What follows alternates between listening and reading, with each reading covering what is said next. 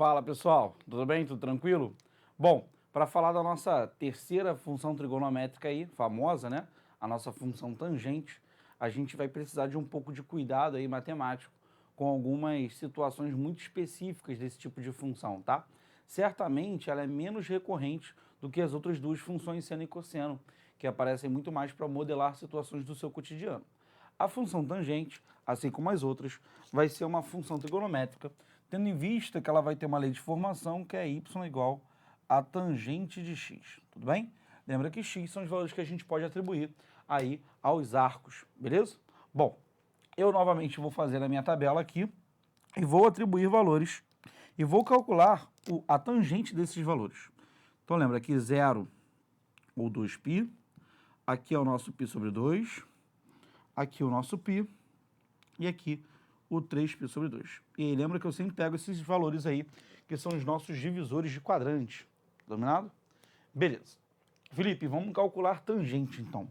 Quanto é a tangente de 0? Bom, a tangente de 0 é onde eu bato nessa reta vermelha aqui, tá? É 0. Tudo bem? Beleza. Quanto é a tangente de π sobre 2? Repare que é o seguinte. À medida que o meu ângulo vai crescendo, a minha tangente vai crescendo. Quando eu faço tangente de π sobre 2, esse valor é tão lá em cima, mas tão lá em cima, que ele tende a um número muito grande, tá? Ele tende a infinito. Porém, né, como a gente não sabe trabalhar com esse número, a gente vai falar que esse cara aqui, ó, não existe. Beleza? Tudo bem? Ok.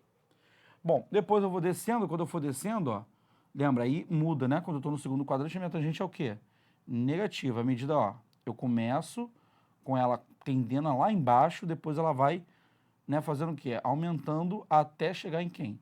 Até chegar no zero. Então, π é zero novamente. Beleza?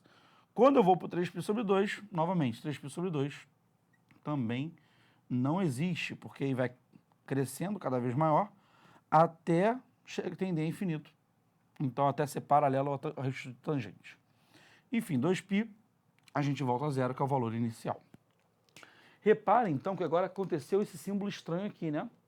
Ou seja, tem valores que não vão poder ser assumidos dentro da minha função tangente.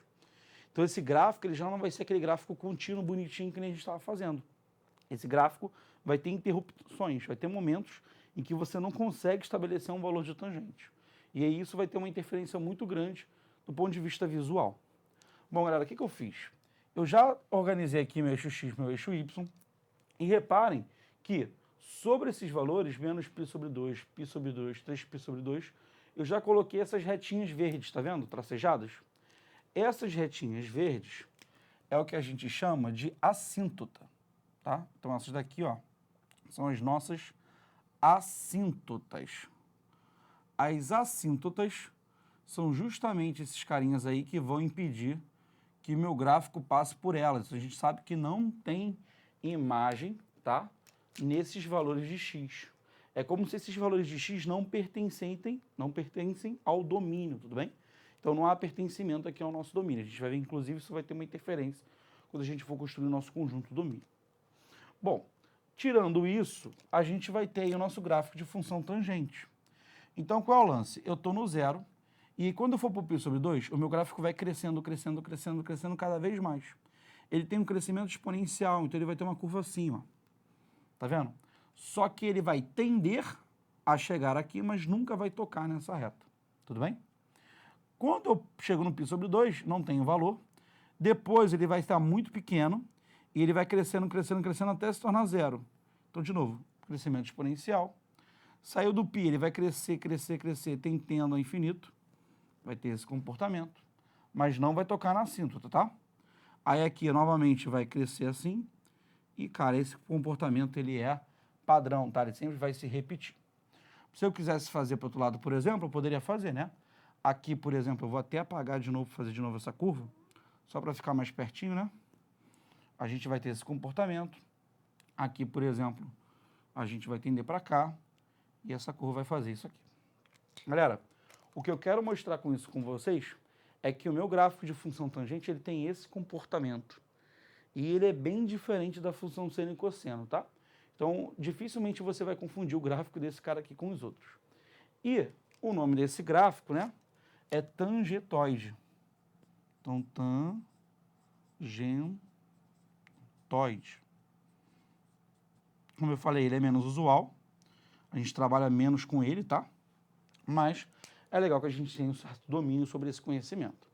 Bom, para fechar, o domínio, como eu já falei com vocês, a gente vai ter aí, né, que o nosso domínio é um x que pertence aos reais, tal que esse x tem que ser diferente do π sobre 2 e de qualquer arco congruo a ele, né? Na verdade, eu vou botar π sobre 2 mais kπ, onde o k, lembra, é um número que... Bom, o k ele pode ser um número, por exemplo, negativo, não tem problema nenhum. Então, o k é um número inteiro. Beleza? Então, veja, o nosso domínio são todos os valores reais, desde que eles sejam diferentes de π sobre 2 mais kπ. Tudo bem? Então, eu estou retirando π sobre 2, estou retirando 3π sobre 2, estou retirando menos π sobre 2. Esses valores não fazem parte do meu domínio. Tá dominado? Beleza. Felipe, imagem. Aí, galera, a imagem não é mais aquela imagem limitada, né?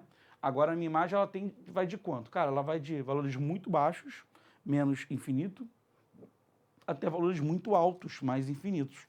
Então, aqui a nossa imagem são todos os números reais, tá? A gente pode ter diversos valores para tangente aí.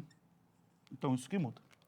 E o nosso período, ele também é alterado, porque agora o período é justamente o intervalo que você precisa para ter um ciclo completo de comportamento. Se você reparar, o meu gráfico ele vai se repetindo, não vai? E essa repetição fica muito clara para você.